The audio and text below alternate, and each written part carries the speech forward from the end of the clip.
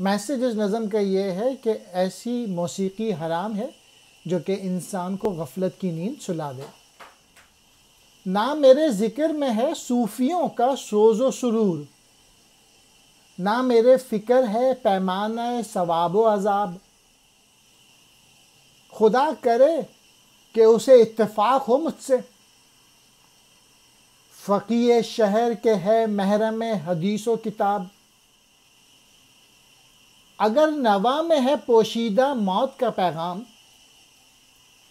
حرام میری نگاہوں میں نائے چنگ و رباب۔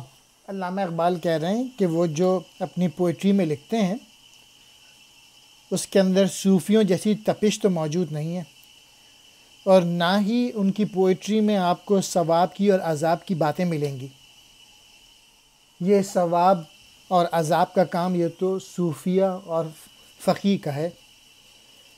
اور پھر دوسرے شعر میں علامہ اقبال کہہ رہے ہیں کہ میں جو بات کہنے والا ہوں میں امید کرتا ہوں کہ جو فقیہ ہیں، جو علماء ہیں، وہ میری اس بات پہ اتفاق کریں گے۔ آخری شعر میں اقبال کہہ رہے ہیں کہ ایسا گانا جو کہ موت کا پیغام دے وہ ان کی نظر میں حرام ہے، یعنی جو کہ غفلت کی نیند قوموں کو سلا دے، تو ایسا گانا نہیں گانا چاہیے۔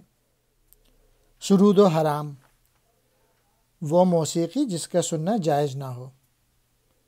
ذکر اللہ کی یاد، سوز و سرور اللہ کے عشق کا جذبہ و نشہ۔ پیمانہ کہتے ہیں ناپنے کا آلہ۔ فقیہ شہر، شہر کا قاضی۔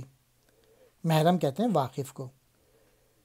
حدیث و کتاب، حضور صلی اللہ علیہ وآلہ وسلم کا فرمانہ اور قرآن مجید۔ نوا کہتے ہیں گیت کو، پوشیدہ چھپا ہوا۔ حرام ناجائز۔ نائے و چنگ و رباب، بانسری، باجا اور سارنگی۔